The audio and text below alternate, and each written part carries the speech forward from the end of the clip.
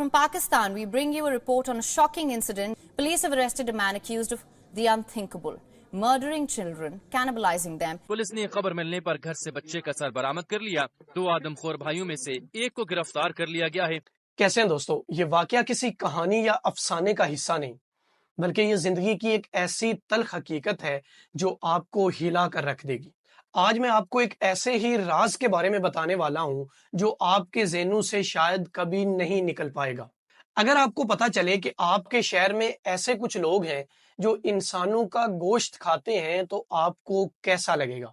सोचिए जरा, ऐसे कई सारे लोग जो दिन के उजाले में तो बिल्कुल आम इंसान ही लगते हैं, लेकिन रात के अंधेरे में उनकी शक्लें तो इंसानों जैसी ही रहती हैं, पर उनकी आदतें दरिंदों वाली हो जाती हैं और वो दरिंदों वाले काम करते हैं। अब आप सोच रहे होंगे कि क्या आज के जदीद जमाने में भी ऐसा हो सकता है और क्या ऐसे लोग आज भी हमारे दरमियान मौजूद हैं? तो ये वाकया आपको शक में डाल देगा। लेकिन दोस्तों, ये जिंदगी की एक ऐसी तल्ख हकीकत है जिसे आपको मानना ही पड़ेगा और आप इसे किसी भी सूरत झुटला नहीं सकते। आप ये वीडियो देखिए और खुद फैसला कीजिए। वैसे तो कैनिबल्स यानी ऐसे लोग जो इंसानों का मांस खाते हैं वो सदियों से चले आ रहे हैं और अभी भी वो पूरी दुनिया में मौजूद हैं। लेकिन दोस्तों, पाकिस्तान में ये तब बेनकाब हुए जब पाकिस्तान के शहर बखर में दरिंदे नुमा आरफ और फरमान नामी 2 भाई ऐसा घिनौना काम करते हुए रंगे हाथों पकड़े गए।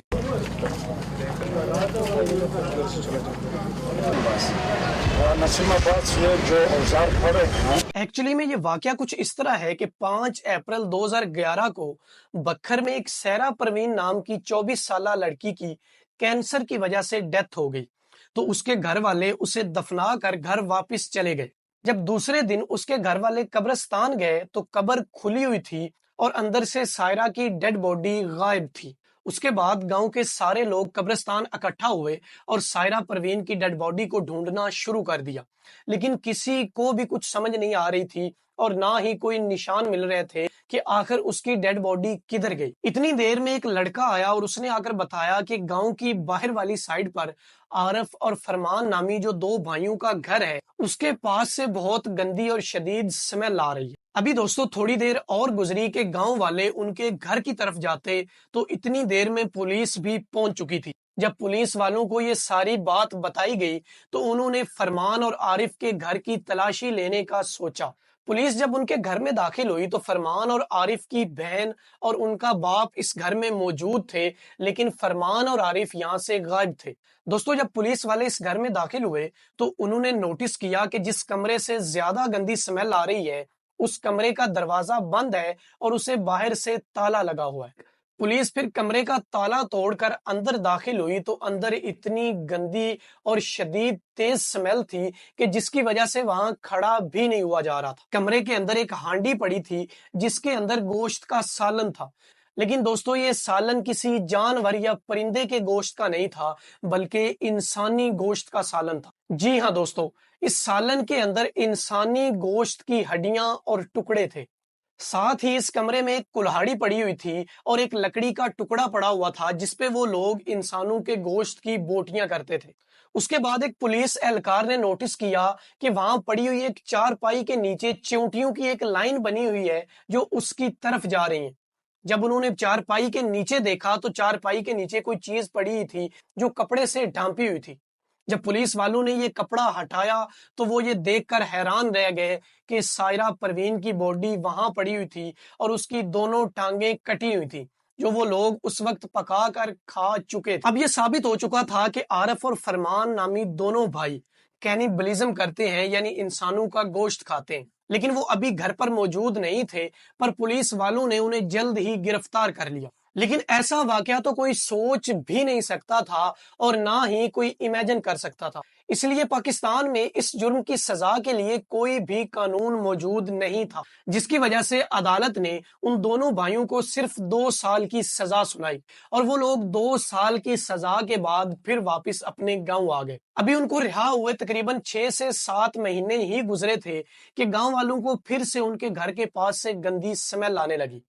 गांव वालों ने जब पुलिस को इन्फॉर्म किया اور پولیس نے ان کے گھر آ کر تلاشی لی تو ان کے گھر سے ایک بچے کی کھوپڑی اور اس کی کچھ بچی کچھی ہڈیاں بھی ملی۔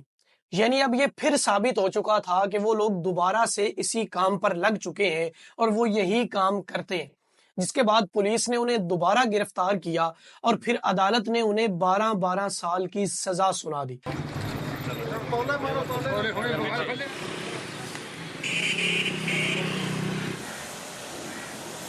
مہربانی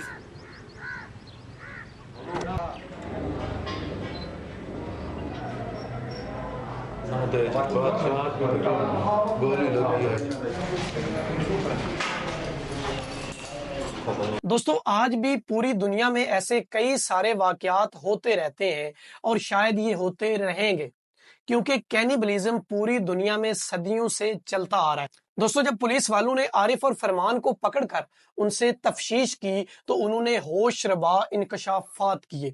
انہوں نے بتایا کہ ان کو ایک آدمی ملا جس نے انہیں بتایا کہ اگر آپ کالا جادو سیکھنا چاہتے ہو تو یہ کام آپ کرو، جس کے لیے آپ کو قرآن پاک کی آیتیں الٹی لکھنی پڑیں گی اور ساتھ ہی انسانوں کا گوشت بھی کھانا پڑے گا۔ اور پولیس والوں کو یہ بھی شک ہے کہ ان کی ساری فیملی اس گھنونے کام میں ملوث ہے اور وہ یہی کام کرتے ہیں۔ اب دوستو آپ لوگ خود فیصلہ کیجئے کہ ایسے لوگ ذہنی مریض ہو سکتے ہیں یا پھر وہ واقعہ ہی درندے ہیں۔ امید کرتا ہوں کہ آپ لوگوں کو میری آج کی ویڈیو اچھی لگی ہوگی۔ اگر آپ لوگوں کو میری آج کی ویڈیو اچھی لگی ہے تو میری ویڈیو کو لائک کرنا، شیئر کرنا اور کومنٹ سیکشن میں اپنی رائے کا اظہار کرنا نہ بھولیے گا، اور میرے چینل کو بھی سبسکرائب کر لیں، ساتھ دیے گئے بیل آئیکن کو بھی پریس کر دیں تاکہ میری لیٹسٹ ویڈیوز آپ لوگوں تک بآسانی پہنچ